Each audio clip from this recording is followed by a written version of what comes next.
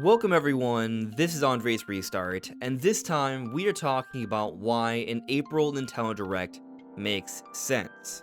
So I thought this would be a fun discussion to have today, because right now there are a few rumors going around suggesting that there will be indeed an April Nintendo Direct. But these are rumors. I think the sources are credible, but that doesn't mean they can't be wrong, they can. Sometimes plans change, there's all sorts of possibilities here. So for sure, you should be skeptical. And some people are skeptical even beyond just trusting the rumors because typically we get a big June Direct and it doesn't make sense to have a big April Direct right before a big June Direct. So people are skeptical, but regardless of the rumors, not even factoring them into the equation, I think an April Nintendo Direct still makes a great deal of sense. Why exactly? Well, that's what we're talking about today. But before going forward, we are aiming for a goal of 40,000 subscribers, so if you do enjoy my content, please subscribe and hit the notification bell.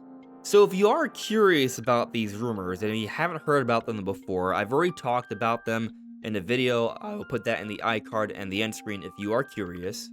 But the main reason why people are hoping for an April Nintendo Direct is because, well, we don't really know about what's to come in the second half of the year. It's still a complete mystery right now. Recently, for Mario Day, Nintendo gave us specific release dates for both Paper Mario The Thousand Year Door this May and Luigi's Mansion 2 HD this June. And that's great. The Nintendo published titles that we knew about for 2024, all of them have been slated and we know about what's to come, but at the same time, we know nothing about the second half. And so what's curious about this is that some people have been thinking, oh, well, maybe Nintendo's just gonna have a slower year, they're gonna space things out, and this is just what's going to happen because it's the last year where Switch 1 is the focus, and then next year it's all about Switch 2. And that may very well be the case, but I still think Nintendo is going to continue to have consistent releases because that's what they've been doing, that's what's led to their success. Even when Nintendo was transitioning from the 3DS to the Switch, there were still 3DS games coming out fairly consistently all the way until 2019. And as the years drew on, it got a little bit more spread out and dry, but there were games coming out for the 3DS 2 years into the Switch's life cycle.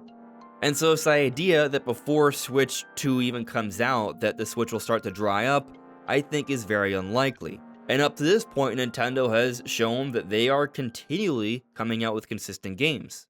So the fact that Nintendo didn't spread out Luigi's Mansion 2 and Paper Mario Thousand Year Door when they could have, especially with Endless Ocean coming out this May, I think that suggests that they still have plenty of releases slated for the second half. Now, these releases, whatever they end up being, are likely not all going to be the biggest, most AAA experiences. Maybe there's one or two games in there that are pretty big, but others are likely to be smaller. I'm not here under the impression that Switch 1 is going to have the strongest, best support Nintendo's ever had, but they are going to make sure there's some kind of published title coming out consistently throughout the year.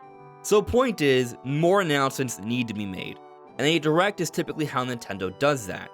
But you might ask, okay, well, we already got a Direct in February, we can wait until June. The typical pattern is a Direct in February, then June, and then September. And that is a typical pattern, there are some small exceptions, but that should be the normal expectation in a normal year. But this is not a normal year, this is a transition year. If this is a normal year, then why did Nintendo have a partner showcase in February as opposed to a normal Nintendo Direct? That's already a little bit of a sign that things are not happening in the normal way. So to expect the pattern to hold the same when the pattern has already been broken, I think we should be skeptical of things happening in the normal way now. That partner showcase did not give us enough announcements to hold us over until June, I would argue. But some might say, well, yes it did, because between that partner showcase and some social media announcements, we know about Nintendo published games all the way up until June. Yes, but if we're going to have a Direct in June, then we likely need to at least know about a game coming out in July, and we don't. And there has always been a July game for every single year of the Switch. 2017 it was Splatoon 2. 2018, Nintendo published Octopath Traveler and also had Captain Toad Treasure Tracker. 2019 was Fire Emblem Three Houses. 2020, it was Paper Mario The Origami King. 2021, it was Skyward Sword HD. 2022 was Xenoblade Chronicles 3. 2023, it was Pikmin 4. So every single July of the Switch era, 7 straight years, Nintendo has had published titles. So while it's possible that this July there may not be a published game and we could have a Direct in June and we're not getting announcements for games until August, I would say it's unlikely. More likely, there will be some type of announcement for a Nintendo published game in July. Now, does that have to happen in a Nintendo Direct in April? No, because we go back to the pandemic year of 2020, we had a social media announcement for Paper Mario The Origami King in May, and it came out in July. So yeah, it's conceivable that there won't be an April Direct. Nintendo will simply make a social media announcement, and that's how we'll learn about a July game, giving them enough legroom until the June time. That is possible, and it would make some sense. But there are other factors here to consider, one of which being the vacancy of April. Now, there doesn't have to be a game every single April. They can skip April. We have Endless Ocean coming out May 2nd. Princess Peach Showtime came out March 22nd. And so there's a gap of about 5-ish weeks there. It's not like Nintendo literally has to have a game come out every single month. It's more so about having consistent games coming out throughout the year. So a 5-week gap isn't the end of the world. But also I think this April vacancy is very curious, because one, it actually does set up things quite well for a shadow dropped announcement for another Nintendo title. And as we've seen throughout the last few Nintendo Directs, the general ones, Nintendo has been shadow dropping some sort of new published title. Back in September, it was F-Zero 99. Back in the June Direct, it was Pikmin 1 and 2. And then in the last February Direct, it was Metroid Prime Remastered. And so Nintendo could actually end up filling up the month of April by having a Direct and then shadow dropping a quick remaster like the ones I mentioned. But then going beyond Nintendo games, we do still need to get third-party games announced as well. And with a partner showcase in February, there may not be as much of a need for third-party announcements, but there still is a need for third-party announcements. They need to happen. And what's interesting about this is that there is going to be another Level 5 Vision presentation in April. Level 5 makes games, a lot of which come to Nintendo, like Fantasy Life, like Deca Police. And not too long ago, they teased another Yokai Watch game. And so if that's getting announced in April, perhaps there will be some sort of Nintendo Direct around this time as well that will feature some of these games. Of course, why can't it happen later? It could happen later. But there's something else to consider here. Going beyond that we need to get a July game announced from Nintendo, going beyond this odd April vacancy and how it would make sense to have a shadow dropped game during this point and also some nice Nintendo news, we are getting to the boiling point here when it comes to the Switch 2 situation, the next generation console for the Switch. Many are thinking an announcement will happen before May 7th, which is Nintendo's next financial briefing. Currently, the reports are suggesting an early 2025 release. Is it possible the reports could be wrong? Sure. And it can go both ways. Maybe it ends up coming out later. Maybe, somehow, it ends up coming out holiday 2024.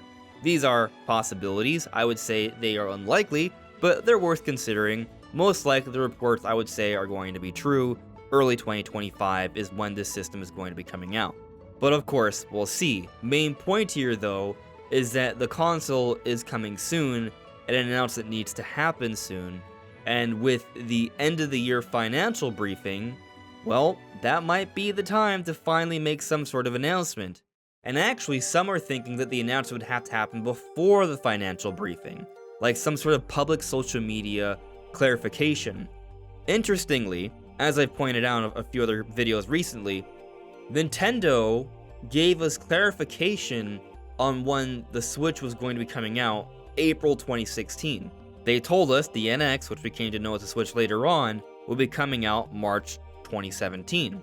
And if these reports of an early 2025 release are to hold true, Nintendo may finally be not only acknowledging the existence of the console this month of April, but also perhaps giving us some type of release window. I'm not talking about a full-on reveal, simply a social media announcement, but with that announcement, with that official word from Nintendo of the existence of their next generation console, there will be somewhat of a need to clarify on what's to come of Switch 1. So I'm actually thinking that we're going to get a general direct in April that will show that Nintendo is still supporting Switch 1 throughout this year, and then later into April, if not early May, we are going to see the confirmation of Nintendo's next generation console. So the reason why an April Direct makes sense, in my opinion, is because one, Nintendo needs to show Switch owners that games are still coming, and they want to do this before they make the announcement of the Switch 2, which I think is happening really soon. I think it would have happened sooner if it wasn't for the supposed internal delay already.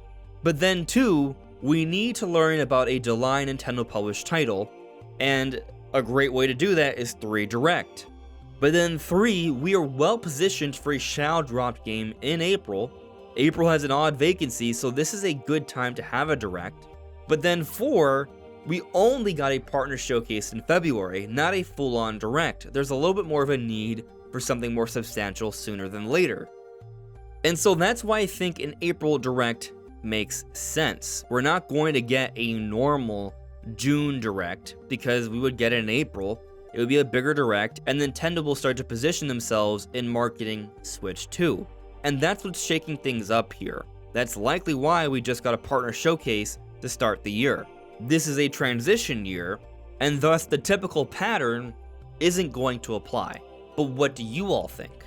Let me know in the comments below. This is Andre's Restart.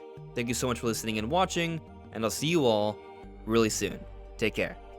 Bye.